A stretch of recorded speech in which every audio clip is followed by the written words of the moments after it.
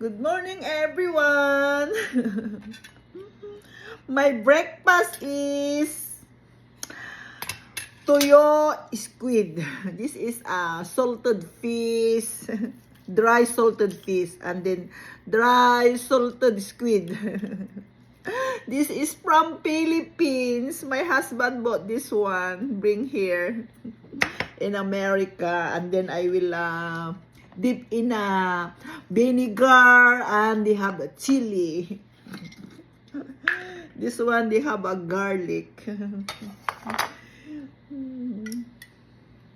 Ay. Yan. Gutom na po ako. Dapat i-mix natin yung yung amoy ng garlic para mabango. Garlic with vinegar. And then they have a chili. They gonna soak the chili in the vinegar. And then I having a tea.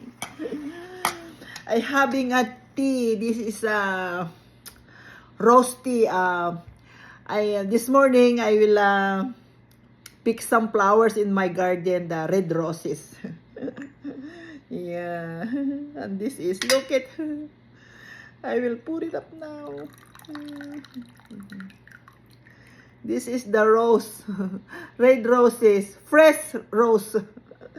Fresh red roses. And then I put some lemon. Ayan. And then I put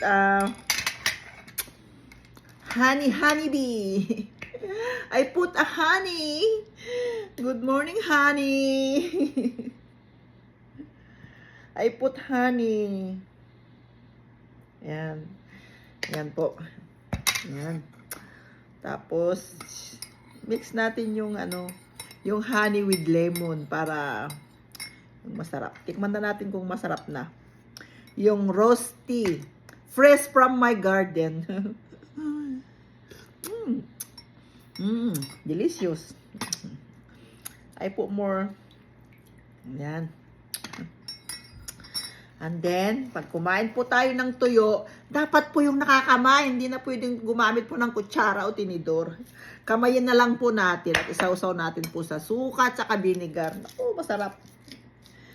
Sarap. Tignan ko nga.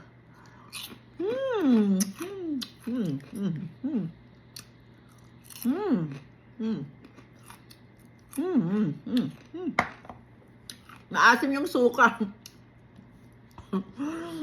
Yung suka namin from grapes yun. My husband made vinegar from grapes. That is organic vinegar. It's a grapes vinegar. And then this is the squid.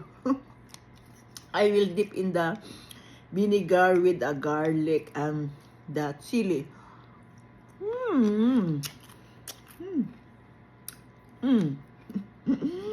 With rice. Appetizer. Masarap kumain pag nakakamay, pag ganito po ang ulam natin, yung tuyo. Sarap. Dapat suk na sila lahat. Sarap. Yan po. Suk na natin. Ayan.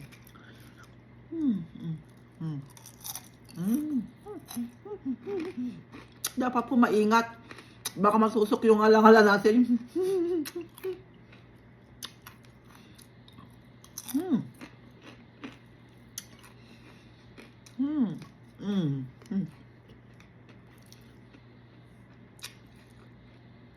Ay.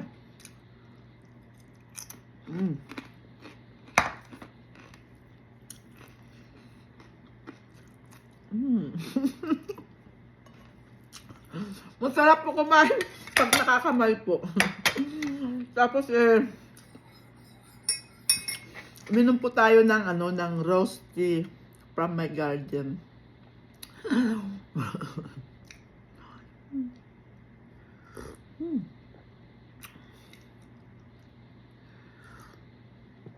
Alam nyo ba na ang rose tea pala ay maganda ito sa ano? Sa kutis.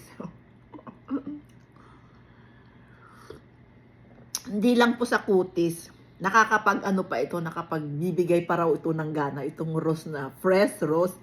Nakakapagpagana pa raw ba? Ito raw ng ano ng SEX, nakakagana raw itong rose na tea. Nakakagana raw ito kaya tayong mga nagmemenopause na, ganito po yung inumin natin, yung rose fresh na rose na gawin nating tea.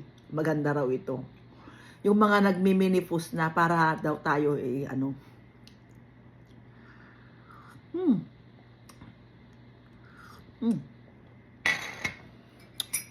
Kain ulit tayo ng tuyo. Pag-squid po. Gusto natin sa suka. Tapos, kanin. Masarap kumain. Sinabad nga akong magluto ng itlog. Ito na lang kainin ko. Mamaya mag-prepare ako ng fish.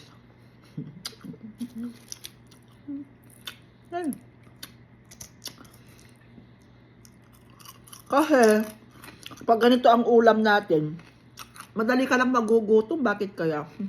Pag ganito mga nakakain natin, mga tuyo, dried, marami ka pang makakain na kanin. Masisira po yung diet kasi maraming makain na kanin. Di bale, pag sa gabi, wag po tayong maraming kumain ng kanin sa gabi. Sa umaga lang po, sa katatanghali. Sa gabi, sa hapon na lang, magprutas na lang.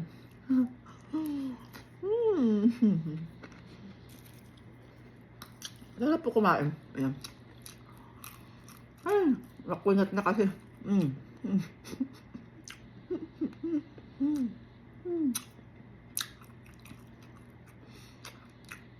Alam nyo sa Pilipinas, noon, ang mga tuyo, mga ganito, mga dry fish, mura lang noon. Bakit ngayon mas mahal na rin ang ganito? Mas mahal na rin kaysa sa karne, kaysa sa isda. Samantalang ganito noon, mura lang sa Pilipinas, ang mga pusit, mga tuyo. Ito ang pinakamura noon na binibili ng mga pagkain po ng mga walang pera noon. Ngayon, ito na po ang pagkain ng mga may pera na kasi mahal na po ngayon ng ganito, tuyo. Ganito ng mura noon nung ako'y bata pa Ganito po ang lagi naming ulam. Laging may tuyo, sausaw po sa kamatis. Kasi ito po ang mura noon kasi noon, ito lang ang murang ulam noon kasi yung mga karne noon mahal po. Ngayon ito na ang mahal. Ito na po ang gustong-gusto ng mga tao ngayon. Ayaw nila. Ewan ko lang sa Pilipinas, nagbakasyon pala ako Hindi nila pinapansin yung mga tuyo. Bakit kaya? Nagsasawa na rin siguro sa tuyo sa Pilipinas.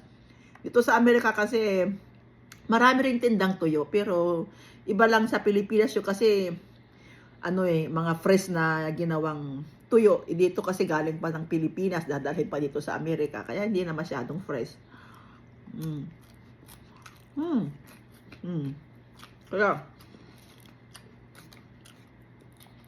Kaya yung asawa ko nagbakasyon, ito yung billing ko sa kanya. Bibili ka ng sabi ko, dry na mga tuyo. Kunti lang, para hindi masira rin. Kasi pag yung matagal lang, hindi na rin masarap, makunat na.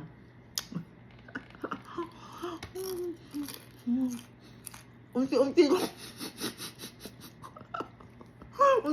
kong ngunguyain kasi baka matusok po yung ngala-ngala. Kasi matigas po matigas. Baka matusok yung Ngayon po inom po tayo ng tea, rose tea. Okay po, thank you, bye-bye.